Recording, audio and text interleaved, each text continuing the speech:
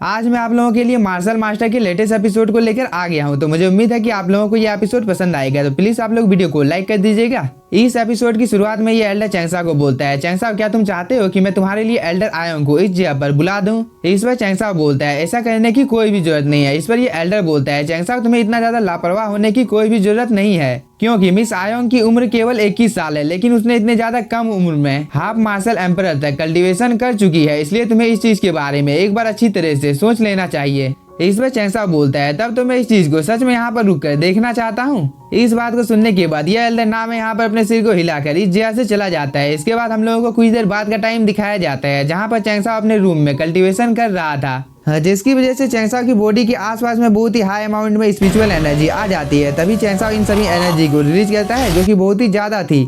इसके बाद चैंगसाओ अपनी आंखों को खोल देता है और वो बोलता है सच में इस जगह की स्पिरिचुअल एनर्जी बहुत ही ज्यादा अच्छी है। और वो यह बोलकर डीमन किंग को यहाँ पर बाहर बुला लेता है और उससे पूछने लगता है क्या तुम्हारी कंडीशन ठीक है और क्या तुमने अपनी सभी इंजरियों को हील कर लिया है? इस पर डीमन किंग बोलता है चैंगसाओ मैंने अपनी इंजरी को मिड टर्म तक हील कर लिया और साथ ही मैं बहुत ही जल्द पीक 5 एम्परर के लास्ट स्टेज को भी ब्रेक थ्रू करने वाला हूँ। इस बात को सुनकर चैंगसाओ बोलता है तुम तो बहुत ही ज्यादा धीमे कल्टीवेशन कर रहे हो। इस पर डीमन किंग बोलता है क्या मैं बहुत ही ज्यादा स्लो कल्टीवेशन कर रहा हूँ, क्योंकि अभी तो बस 1 साल का ही टाइम बीता है। इस पर चैंगसाओ बोलता है मैं यहाँ पर तुम्हारी बात सुनने के लिए नहीं आया हूँ, जितनी जल्दी हो सके तुम उतने ज्यादा पावरफुल बनो और अब तुम्हें और भी ज्यादा मेहनत करने की जरूरत है, क्योंकि तुम बहुत ही ज्यादा आलसी हो गए हो। इस पर डीमन किंग भी हाँ बोलकर दोबारा से चैंगसाओ के सोल सी के अंदर में चला जाता है और चैंगसाओ दोबारा से इस जगह पर कल्टीवेशन करने लगता है। लेकिन तभी हम एक आदमी को देखते हैं जो कि इस गार्डन में घूमने के लिए आ गया था और इसके साथ में होली गर्ल भी होती है, जो कि यहाँ पर आने के साथ ही चैंगसाओ को बुलाने लगती है। इस बात को सुनकर चैंगसाओ की नींद यहाँ पर खुल जाती है।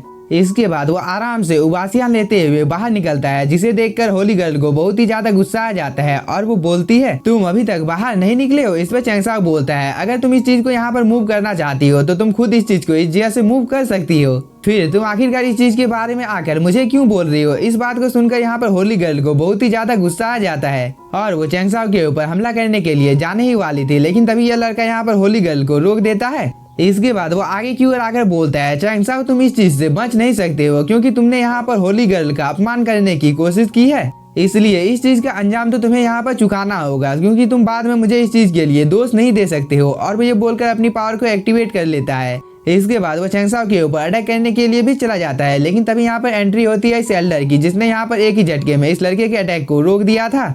इसके बाद ये एल्डर अपनी पावर की मदद से इस लड़के को दूर फेंक देता है, जिसकी वजह से वो थोड़ा सा इंजर्ड हो जाता है। इसके बाद एक एक कर यहाँ पर चैंगसाओ के ये दोनों साथी भी आ जाते हैं, जो कि मामले की गंभीरता को यहाँ पर समझते हुए फाइट के लिए बिल्कुल तैयार हो जाते हैं। लेकिन तभी हम इस कल्टीवेटर को देखते हैं, जो कि इस एल्डर को बोलता है आखिरकार आप इस जगह पर मुझे क्यों रोक रहे हैं? इस बार ये एल्डर इस लड़के को फुल्ली इग्नोर कर होली गर्ल के पास जाकर उसे बताने लगता है कि चैंगसाओ के कमरे का इंतजाम करने के लिए मुझे एल्डर आयोंग ने बोला था, इसलिए इस चीज में चैंगसाओ की कोई भी गलती नहीं है। और अगर आपको मेरी बातों के ऊपर भरोसा नहीं है तो आप एल्डर आयोंग को खुद इस जगह पर बुला सकते हैं और इस मामले की छानबीन कर सकते हैं। इस पर होली गर्ल बोलती है ठीक है मैं तुम्हें इस जगह पर रहने दूंगी, लेकिन मुझे पता है कि तुम लोग बहुत ही ज्यादा बदतमीज हो, इसलिए तुम्हें मुझसे एक टेक्निक सीखना होगा, तब जाकर मैं तुम्हें इस जगह पर रहने दूंगी। इस बात को सुनकर चैंगसाओ इस जगह पर एक्टिंग करने लगता है कि तुम तो बहुत ही ज्यादा पावरफुल हो और मैं तो सिर्फ अभी डांस किंग रेलम पर हूँ, जबकि तुम half step of dance king पर हो और तुम बहुत ही ज्यादा अच्छी कल्टीवेटर भी हो, इसलिए तुम्हारा और मेरा कोई भी मुकाबला नहीं है।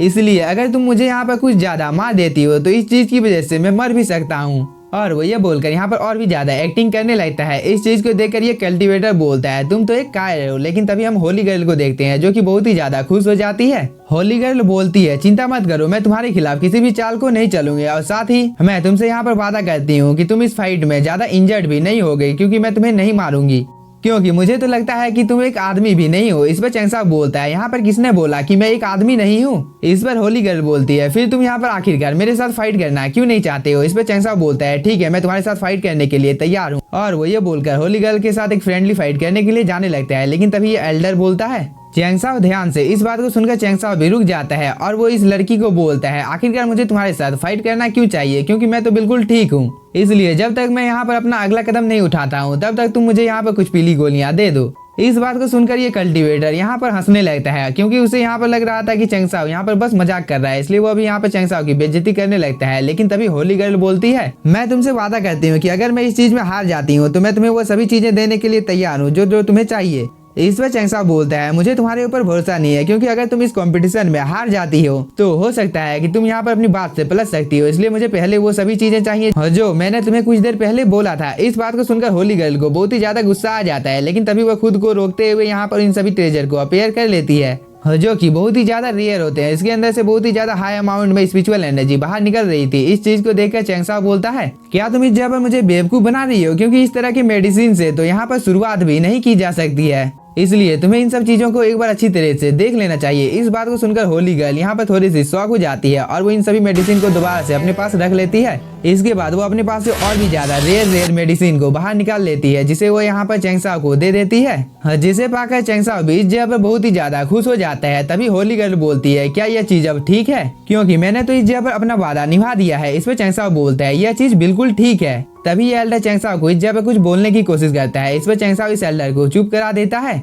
और वो बोलता है मैं बिल्कुल ठीक हूँ। इस चीज को देखकर ये एल्डर थोड़ा सा शॉक हो जाता है, लेकिन यह सीन यहाँ पे कट होता है। हम लोगों को कुछ देर बाद का टाइम दिखाया जाता है जहाँ पर ये दोनों एक दूसरे के सामने आ चुके थे और होली गर्ल बोलती है चैंगसाओ क्या तुम अब तैयार हो। इस पर चैंगसाओ बोलता है थोड़ी दूर रुको, क्योंकि मैं फर्स्ट येलो मेडिसिन को डालना चाहता हूँ। और वो ये बोलकर इसके हाथों में जितने भी मेडिसिन होते हैं उन सभी को वो अपने स्पेस रिंग में रख लेता है। इस चीज को देखकर ये सभी लोग अपने सिर को पकड़ लेते हैं, क्योंकि चैंगसाओ के पास जितनी भी येलो मेडिसिन थी उन सभी को इसने अपने स्पेस रिंग के अंदर में रख लिया था। लेकिन इस चीज को देखकर ये कल्टीवेटर बहुत ही ज्यादा खुश हो जाता है, क्योंकि फाइनली अब इतने ज्यादा इंतजार करने के बाद चैंगसाओ और होली गर्ल के बीच में फाइट शुरू होने वाली थी और चैंगसाओ भी अब बिल्कुल इस जगह पर तैयार था। लेकिन तभी होली गर्ल इस जगह पर अपनी पावर को एक्टिवेट कर लेती है, जिसकी वजह से होली गर्ल के आसपास में बहुत ही हाई अमाउंट में स्पिरिचुअल एनर्जी इकट्ठा होने लगती है और यह एनर्जी दिखने से ही बहुत ही ज्यादा खतरनाक लग रही थी। और कुछ देर मेहनत करने के बाद होली गर्ल फाइनली यहाँ पर एक बहुत ही ज्यादा पावरफुल अटैक को क्रिएट कर लेती है और उससे यहाँ पर चैंगसाओ के ऊपर अटैक कर देती है। और जैसे ही ये अटैक चैंगसाओ को लगने वाला था तभी होली गर्ल इस अटैक को ऊपर की ओर ले जाती है और उसे अचानक से चैंगसाओ के ऊपर दे मारती है, जिसकी वजह से यहाँ पर एक बहुत ही ज्यादा पावरफुल ब्लास्ट होता है और इस चीज की वजह से इन सभी लोगों को भी यहाँ पर खड़े होने में प्रॉब्लम हो रही थी। और इस कल्टीवेटर को यहाँ पर लगने लगता है कि इस अटैक की वजह से चैंगसाओ बहुत ही ज्यादा इंजर्ड हो गया होगा, इसलिए वो मन ही मन में यहाँ पर बहुत ही ज्यादा खुश हो जाता है। साथ ही होली गर्ल भी इस जगह पर बहुत ही ज्यादा खुश हो जाती है। लेकिन इस जगह पर जब धूल साइड होता है तब हम लोगों को चैंगसाओ को दिखाया जाता है, जो कि बिल्कुल ठीक था और ये तो बस यहाँ पर इन दोनों की ही ओर देख रहा था। इस चीज को देखकर होली गर्ल और ये कल्टीवेटर बहुत ही ज्यादा शॉक हो जाते हैं कि आखिरकार चैंगसाओ ने इतने ज्यादा पावरफुल अटैक को यहाँ पर रोका तो रोका कैसे। लेकिन तभी चैंगसाओ इन लोगों की ओर देखकर मुस्कुराने लगता है और वो बोलता है अब तुम लोग इस जगह से जा सकते हो। और इसके ये बोलने के साथ ही हम लोगों का ये एपिसोड हो जाता है खत्म। तो अगर आप लोगों को एपिसोड पसंद आया होगा तो चैनल को सब्सक्राइब कीजिए और वीडियो को like. Thank you for watching.